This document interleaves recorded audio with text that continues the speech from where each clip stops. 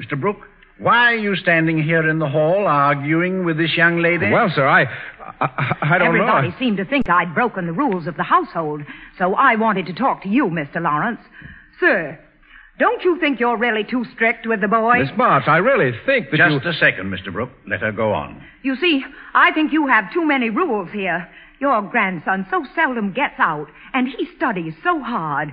Now, if he could come to our house for tea now and then and have some fun, I'm sure it would do him good. So you think I'm too harsh with him, eh? And you're not afraid of me. Well, bless you. Maybe I do watch over him like an old grandmother. You see, we lost his father and mother long ago, and so he's my responsibility. But I'm sure no harm could come to him in that delightful home of yours. So I'll tell you what. Tomorrow the boy shall come to you for tea, if he won't be in the way. Indeed, he won't. You're very kind to invite him. And now, Mr. Brooke, will you escort this young lady safely back to her house? I'm not a young lady, sir, and I don't need to be escorted. Nonsense. You shan't go alone. Mr. Brooke. Yes, sir. My arm, Miss March? Well... Give my regards to your family, Miss March. Oh, I will indeed, sir.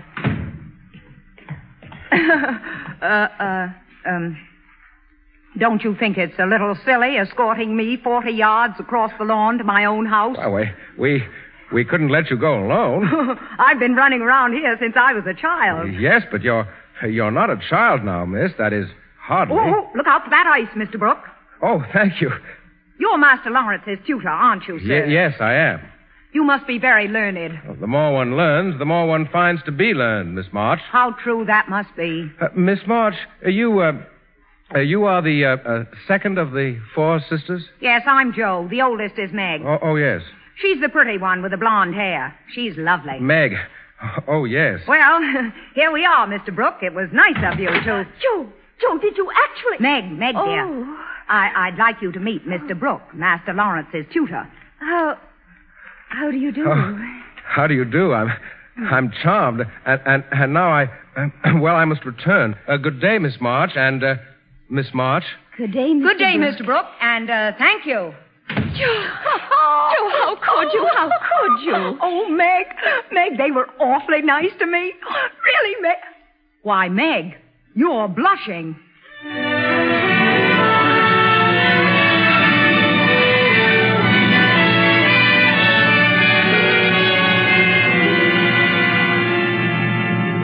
From that day on, we saw quite a bit of the Lawrence family.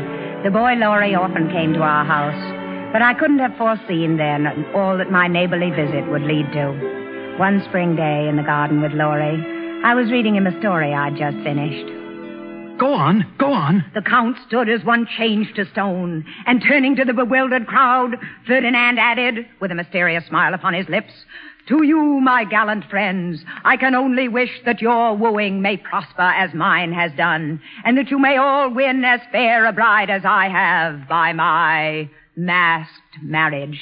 Joe, it's capital. Christopher Columbus. I took it to the newspaper office yesterday. Nobody in the family knows I'm to hear the editor's verdict next week. Josephine March, a real authoress. If they use that story, they'll pay me $1.50 for it. In time, I can help support the family. And now I have a secret for you. Well, out with it. Oh, this is rich. You promised not to tell. Come on now. Well, you remember last week Meg was looking for a glove she lost? At the party you gave, yup. Well... Have you found it? No, but, Why are you so mysterious? I know where it is. Where? Well... Come on, tell me. Mr. Brooke. What about him? His pocket. You mean Mr. Brooke has it in his pocket? His inside pocket. Mm-hmm. I caught him looking at it this morning. When I came in the room, he quickly stuffed it away and looked in the other direction. Well, what do you think? But they've hardly ever spoken. Well, that's not necessary. I think it's dreadful. Why, what's the matter? It's awful. I don't know why you think it's so funny. Oh, I thought it was jolly. I thought you'd be pleased. Pleased? Oh, I hate this sort of thing.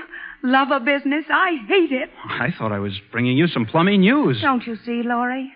Our family's always been so close. We mean so much to each other. And now this means it's all going to change. If Meg leaves, it'll never be the same. It'll all break up and... Oh, I hope she doesn't go. Joe, why should you feel that way? I do, that's all. Joe, Yes, Mommy? could you come in the house a minute? All right, Mommy. There's something I must tell you. Amy, Beth, come downstairs. Family meeting. Coming. What's it about? I don't know. Don't you know? No, what is it, Mommy? Well, you'll hear in a moment. Coming. What's it about? We're all here now. You look worried, Mommy. Children, I want you to be brave. It's about your father. A telegram has just come. Your husband is very ill in Washington Hospital. Please come at once. Now, don't cry, children. Now, above all, we must think clearly and quickly and face our tasks. I must leave for Washington tonight to be with your father.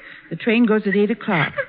Don't cry, Beth. I won't, Mommy. Joe, I've written a letter to Aunt March. For your father, I'm not ashamed to beg from our relatives. I've asked her for money for the trip here. Without it, I can't afford to go. Will you take it and do all you can to persuade her? She'll croak about it something awful. She has such a temper. I know, but we must try. I'll go, Mommy. Meg, I want you to get my black leather trunk from the attic.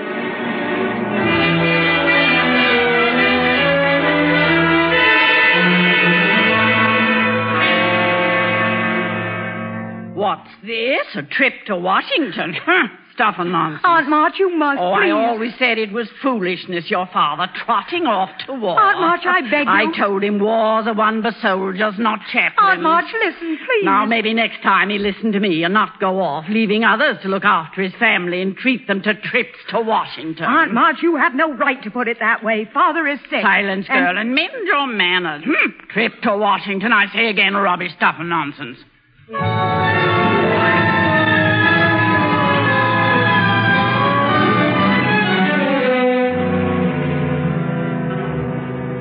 Mommy, why isn't Joe back yet? I can't imagine. I'm beginning to get worried. What can she be doing, children? I don't know. She's been gone so long. I have to go soon. Oh, isn't it just like Joe suddenly to disappear when... Oh, the door. I'll answer it. Madam, Oh, yes, Mr. Brooks. Mr. Lawrence, hearing of your trip, has just commissioned me to go to Washington to transact for him certain necessary business there. And, since we shall be traveling on the same train, he instructed me to place myself at your disposal and offer myself as escort for the journey. Whatever I can, I shall do, both on the journey and in Washington. Oh, Mommy. How generous. Will you thank Mr. Lawrence? I accept gratefully. Oh, I am glad, madam. You don't know how reassuring this is to us, Mr. Brooks. I am happy to be of service, Miss Meg. The journey to Washington can be a fearful experience, I'm told. Oh, yes. The constant shaking in the dust and the spring rain. Yes, indeed. Sometimes there are floods, I know, and whole bridges collapsing. And portions of the track washed away and read simply these things. disappearing. And just knowing that you will be watching over Mother will be a great comfort. Thank you, Miss Meg. And may I say... Mommy! Oh, Joe, there you are, dear. Oh, thank goodness I'm on time. Oh, Mommy, Aunt March was simply dreadful. She simply said no, just a flat no, so But dear, she did send money over. One of her maids brought it. She must have changed her mind. She sent enough for the train fare. Oh, she did? Well, you're going to need a lot more than that, and this'll help you. You can buy something Father needs with it. With what, dear? Here, take it. Heavens, Joe! $25. 25... Why, Joe. My word. Wherever did you get it? Look. Oh, Joe, your hair, your beautiful hair. Yup. I sold it to the wig maker. He gave me that for it. Snipped it right off. Joe, it was your crowning glory. No man will ever be stirred by you now. Oh, well, what do I care for such nonsense? Father is sick. He needs help. I wanted to help him. Besides, it'll do my brains good to get that mop off them. Joe, how can you say that about your hair? Oh, Joe, let me hug you, girl. It was a fine thing you did to sacrifice your greatest beauty. Now, Mommy, you'd better be going for the train. Oh, Joe, that impetuous spirit of yours that leads to such kind, impulsive deeds.